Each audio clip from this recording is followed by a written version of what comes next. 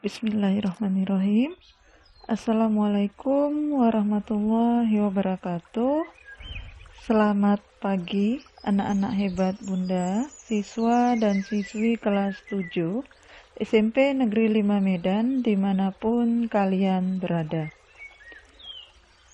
Ucapan syukur Alhamdulillah kepada Allah Subhanahu wa Ta'ala, Tuhan yang Maha Esa, di mana kita masih diberikan umur dan kesempatan sehingga kita bisa melaksanakan pembelajaran kita yang bertepatan pada pertemuan ke-8 untuk bidang studi PPKN. Tetap semangat dan jaga kesehatan selalu.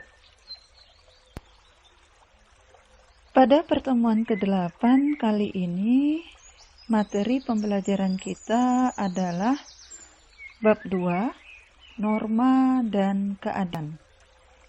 Dengan pokok materi B, arti penting norma dalam mewujudkan keadilan.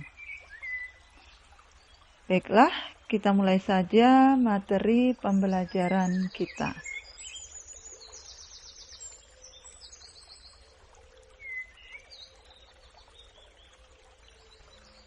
B. Arti penting norma dalam mewujudkan keadilan.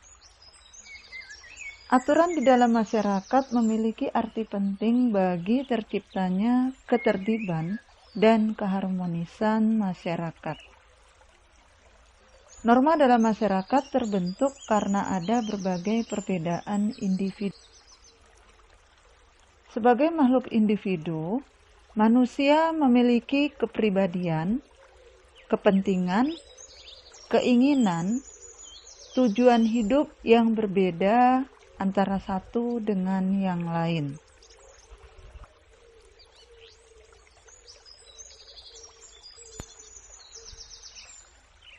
Agar segala perbedaan tersebut tidak menimbulkan perpecahan dan ketidaktertiban di dalam masyarakat, maka dibuatlah peraturan atau norma. Fungsi aturan di dalam masyarakat antara lain: 1. Pedoman di dalam bertingkah laku. Norma memuat aturan tingkah laku masyarakat di dalam pergaulan sosial. Yang kedua, menjaga kerukunan anggota masyarakat. Norma mengatur agar perbedaan di dalam masyarakat tidak menimbulkan kekacauan atau ketidaktertiban. Dan yang ketiga, sistem pengendalian sosial. Tingkah laku anggota masyarakat diawasi dan dikendalikan oleh aturan yang berlaku.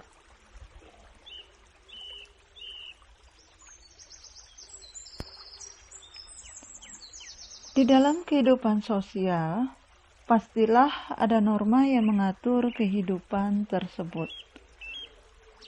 Sebagai makhluk sosial, manusia lahir, berkembang, dan meninggal dunia dalam masyarakat. Setiap individu berinteraksi dengan individu atau kelompok lainnya. Interaksi yang dilakukan manusia senantiasa didasari oleh norma yang berlaku di dalam masyarakat. Dengan demikian, keberadaan norma melekat dalam kehidupan bermasyarakat. Norma juga diperlukan untuk mewujudkan dan menjaga tatanan kehidupan bersama yang harmonis. Tanpa adanya norma, maka akan terjadi ketidakteraturan di dalam kehidupan bermasyarakat.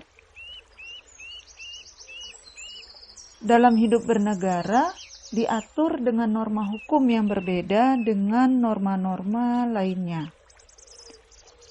Persamaannya adalah norma-norma tersebut mengatur tata tertib di dalam masyarakat, sedangkan perbedaannya terletak pada sanksinya. Di dalam kehidupan bernegara, norma hukum memiliki peranan yang lebih besar karena mengikat dan memaksa seluruh warga negara serta para penyelenggara negara.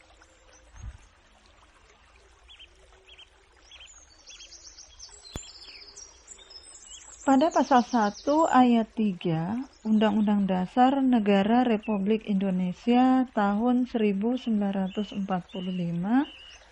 menyatakan bahwa negara Indonesia adalah negara hukum. Apa yang dimaksud dengan negara hukum? Pelajari beberapa pendapat berikut. 1. Negara hukum adalah negara yang mendasarkan segala sesuatu, baik tindakan maupun pembentukan lembaga negara pada hukum tertulis atau tidak tertulis. Yang kedua,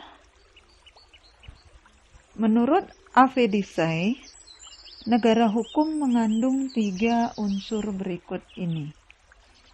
Yang pertama, supremacy of law. Dalam arti tidak boleh ada kesewenang-wenangan sehingga seseorang warga harus dihukum jika melanggar hukum. Dan yang kedua, equality before of law. Setiap orang sama di depan hukum tanpa melihat status dan kedudukannya, baik bagi rakyat maupun pejabat. Dan yang ketiga, human rights. Diakui dan dijaminnya hak-hak asasi manusia dalam undang-undang atau keputusan pengadilan.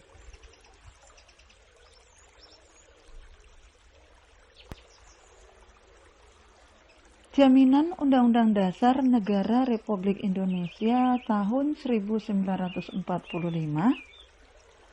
bahwa Indonesia sebagai negara hukum dapat ditemukan dalam Undang-Undang Dasar 1945 pasal 1 ayat 3 dan pasal 27 ayat 1 yang berbunyi, segala warga negara bersamaan kedudukannya di dalam hukum dan pemerintahan dan wajib menjunjung hukum dan pemerintahan itu dengan tidak ada kecualinya.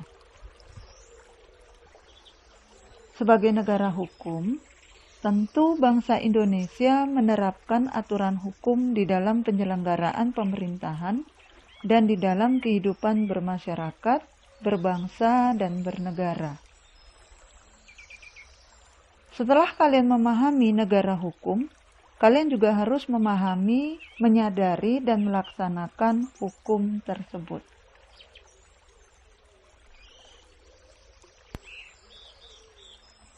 Pada umumnya, norma hukum memiliki sanksi sehingga berlakunya dapat dipaksakan. Oleh karena itu, norma hukum lebih ditaati oleh masyarakat daripada norma lainnya. Hukum dapat memaksa seseorang untuk menaati tata tertib yang berlaku di dalam masyarakat dan terhadap orang yang tidak mentaatinya diberikan sanksi yang tegas. Norma hukum tidak dapat berjalan sendiri untuk mencapai tujuan keadilan. Maka diperlukan alat-alat perlengkapan negara. Paksaan berlakunya norma hukum dilakukan oleh alat-alat perlengkapan negara yang berwenang seperti polisi, jaksa, dan hakim. Untuk menyelesaikan masalah-masalah perdata seperti pembagian harta warisan, dapat mengajukan ke pengadilan untuk diperiksa dan diputuskan oleh hakim. Untuk mencegah dan menanggulangi aksi kejahatan dan gangguan keamanan, diperlukan aparat kepolisian. Sedangkan untuk mewakili negara melakukan tuntutan terhadap pelaku kejahatan, di sidang pengadilan dilakukan oleh aparat kejaksaan.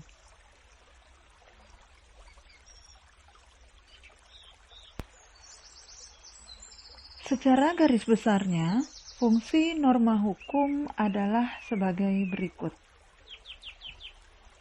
1. Fungsi hukum memberikan pengesahan atau legitimasi terhadap apa yang berlaku di dalam masyarakat. Yang kedua, fungsi hukum sebagai alat rekayasa masyarakat. Yang ketiga, fungsi hukum sebagai sarana pembentukan masyarakat, khususnya sarana pembangunan. Dan yang keempat, fungsi hukum sebagai senjata di dalam konflik sosial. Menurut Donald Albert Rumukhoy dan Frans Maramis tahun 2014, 3638.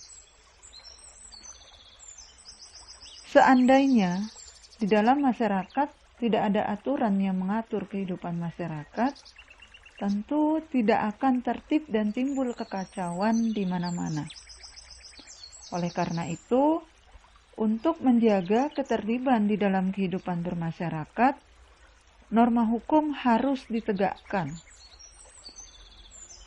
Setiap pelanggaran norma hukum harus mendapatkan sanksi agar terwujud keadilan. Hal ini sesuai dengan salah satu tujuan hukum, yaitu terwujudnya keadilan di dalam kehidupan masyarakat.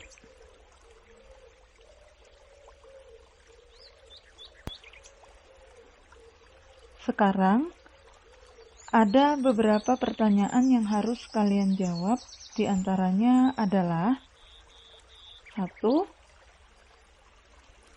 Coba kamu tuliskan 3 fungsi aturan di dalam masyarakat. Pertanyaan yang kedua,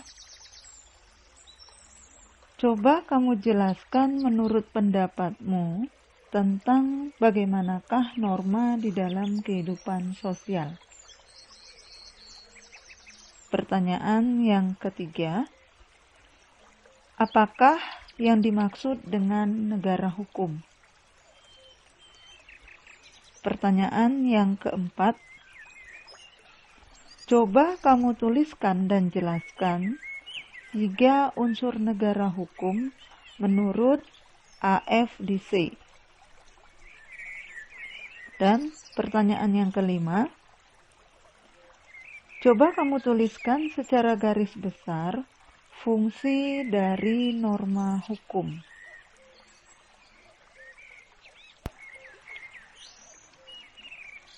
Demikianlah yang bisa saya sampaikan untuk materi pembelajaran kita pada pertemuan ke-8 kali ini.